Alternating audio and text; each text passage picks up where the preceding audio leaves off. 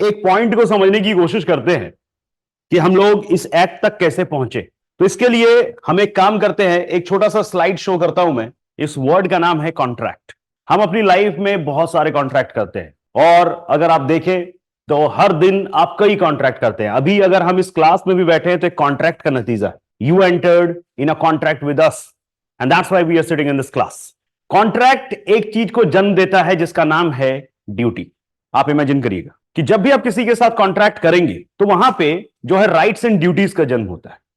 ये सुनो, तो आपके अंदर जो है तो हर कॉन्ट्रैक्ट कोई ना कोई एक ड्यूटी को जन्म देती है। आप इमेजिन करके देख लीजिए। ओके, आज कोई भी कॉन्ट्रैक्ट कीजिए, I am under a duty because there is a contract between you and me, इसलिए मेरी एक ड्यूटी बनती है। ओके, अगर इस ड्यूटी को समझने की कोशिश करें तो इस ड्यूटी को हम लोग कई पार्ट्स में डिवाइड कर सकते हैं। जैसे इस ड्यूटी के नेचर को पहचानिए।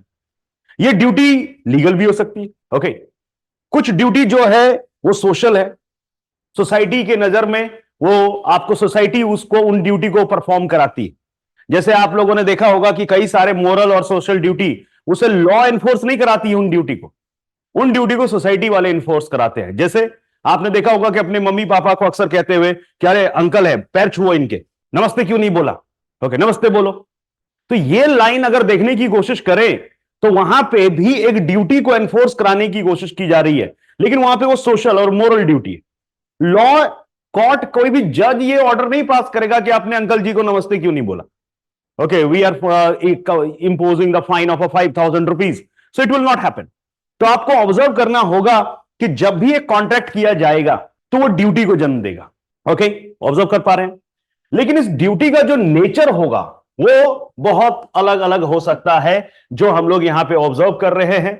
It may be the legal, दूसरे साइड में देख सकते हैं सोशल, तीसरा है मोरल, चौथा है रिलीजियस। अब मेरा सिंपल सा क्वेश्चन है कि जो एसआरए है वो कौन से ऑब्लिगेशन के साथ डील करेगा, आपके कौन से ड्यूटी के साथ एसआरए डील करने वाला है। ओके, कौन से आपकी ऑब्लिगेशन के साथ एसआरए डील करने वाला है। Okay, we have to understand this point. तो यहां जो ऑब्लिगेशन है वो अगर सोशली एनफोर्सेबल है, मोरली एनफोर्सेबल है, रिलीजियसली एनफोर्सेबल है, ये एसआरए का मैटर नहीं। Okay, SRA is going to deal with the duty legally enforceable. तो पहला पॉइंट आपको दिमाग में फिक्स करिए कि जब भी एसआरए का जिक्र आएगा तो हम लोग यहां मूव करेंगे। We are not concern with these points. और ये केल्सन की थ्योरी के साथ भी है। एक वर्ल्ड में बहुत बड़े ज्यूरिस्ट हुए पॉजिटिव स्कूल के, जिनका नाम था केल्सन। और Kelsen was the man who propounded a pure theory of law. तो केल्सन के बारे में कहा जाता है कि उन्होंने प्रोपाउंड किया प्योर थ्योरी ऑफ लॉ। अब इस पॉइंट को समझने की कोशिश करिएगा। प्योर थ्योरी ऑफ लॉ कहने का मतलब है कि उन्होंने कहा कि देखो, law may be the combination of many things. Law के बारे में आप इमेजिन करिए, लॉ में जैसे राम मंदिर का मुद्दा है तो आपको लगता है कि सिर्फ एक लीगल मुद्दा है, तो आप कहते हैं नहीं सर, वहां रिलीजियस मैटर भी है, वहां सेंटिमेंट के भी मैटर है, वहां पे जो है सोसाइटी का मैटर है, लोगों का मैटर है, कई सारी चीजों का जो है कॉम्बिनेशन है। लेकिन केल्सन का कहना था कि भाई प्योर थ्योरी ऑफ लॉ में वो कहता है कि हम बाकी चीजों को नहीं देखेंगे, सबको बाहर निकाल के फेंक दो और फिल्टर करके सिर्फ लॉ को सामने रखो।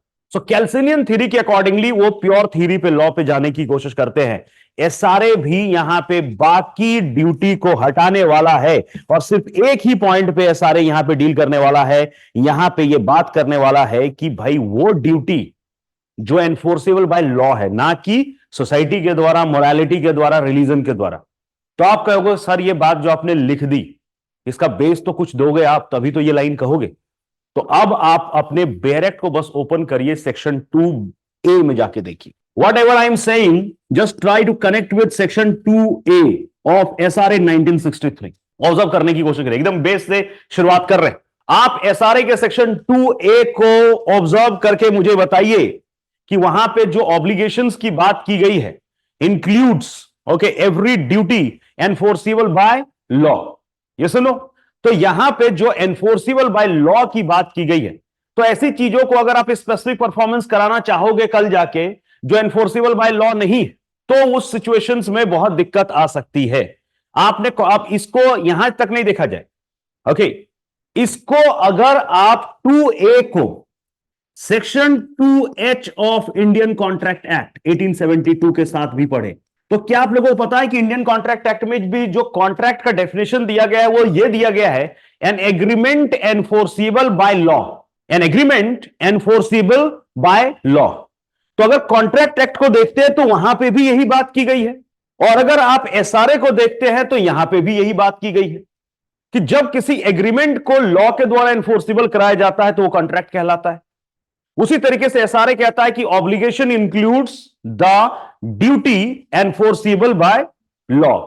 तो कहीं ना कहीं ये कनेक्टेड है आपके इस लीगल ड्यूटी से। अब एक सीधा सवाल, क्या आप उन कॉन्ट्रैक्ट का स्पेसिफिक परफॉर्मेंस करा सकते हैं जिनकी लीगल एनफोर्सिबिलिटी पॉसिबल नहीं है? जैसे मेरा बच्चा जो है, मान लो तो ताऊ जी को नमस्ते नहीं कहता। Can I file the suit in the court of law asking the court to pass an order to my child to say namaste to ताऊ जी? तो आपका जवाब होगा कि no sir, you can do it. लेकिन ये हंसने में तो ऐसा लगता है कि हमें लगता है कि सर क्या ये मतलब सर ये मजाक चल रहा है। लेकिन अगर किसी से लॉजिक पूछा जाए कि क्यों नहीं ऐसा कर सकते आप, तो अब आप वहां पे जवाब देंगे कि sir this is not the obligation enforceable by law. ये एक ऐसा ऑब्लिगेशन नहीं है जिसे आप लॉ एनफोर्स कराएगी, ये ऐसा कॉन्ट्रैक्ट नहीं है जिसे लॉ एनफोर्स कराएगी। So this is very important to understand. Okay, तो इस पॉइंट को यहां पे कनेक्ट करने की कोशिश करिएगा। तो ये पहला पॉइंट सीखना है कि भाई हर कॉन्ट्रैक्ट से एक ड्यूटी का जन्म होने वाला है, लेकिन हर ड्यूटी एसआरए का सब्जेक्ट नहीं है। ओके, हम उन ड्यूटीज को ही यहां पे इंक्लूड कराने वाले हैं जिनकी एनफोर्सिबिलिटी लॉ के द्वारा पॉसिबल है। ये सुनो, तो try to understand this point very carefully. ये हमारे सामने पहला पॉइंट है। तो सबसे पहले आपको जो है लीगल एनफोर्सिबिलिटी का ध्यान रखिएगा। ये पहला वर्ड है एसआरए पढ़ने के दौरान।